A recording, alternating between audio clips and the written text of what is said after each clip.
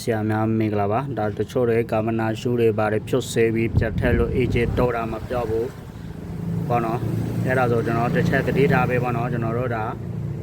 ကာမနာရှုဒီတစ်ခုကိုဒီမှာဒီတိုင်မှာဖြုတ်တယ်ဆိုရင်ဒီတိုင်မှာပဲပြတ်ထက်ပေးပေါ့နော်ဒီတိုင်မှာဖြုတ်တယ်ဒီတိုင်မှာပဲပြတ်ထက်ပေးတချို့တွေဒီတိုင်မှာဖြုတ်တယ်ဒီတိုင်မှာလာထည့်တယ်ဆိုရင်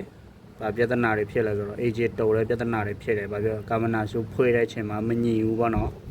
မညီဘူးဆိုတော့အတွက်ကြောင့်ကျွန်တော်တို့ agent တိုးတယ်အဲဒါကြောင့်မလို့ကျွန်တော်တို့ဖြုတ်စေတဲ့ခါကျရင်တတိထားပေးပေါ့နော်ဒီတိုင်မှာဖြုတ်ပြီးတော့ကျွန်တော်ဒီတိုင်မှာပဲပြတ်ထည့်ပေးပါ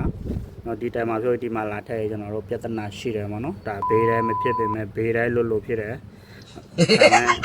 အများဆုံးအဲ့လိုဖြစ်တယ်ကာမနာရှုဒါလို့ပေါ့နော်အဲ့တော့ကျွန်တော်ဒီမှာဖြုတ်ရင်ဒီမှာပြတ်ထည့်ပေးပေါ့နော်အဲ့ဒါလေးတစ်ချက်တော့တတိထားပေးပါโอเคဒါကျွန်တော်တို့ဒါဖြုတ်ရင်ဖြုတ်တဲ့အတိုင်းမှတ်ထားပေးပေါ့နော်ဒါကိုမမိတယ်လို့ပါနော်ကျွန်တော်တို့မှတ်ထားပေးပါဆရာများမင်္ဂလာပါ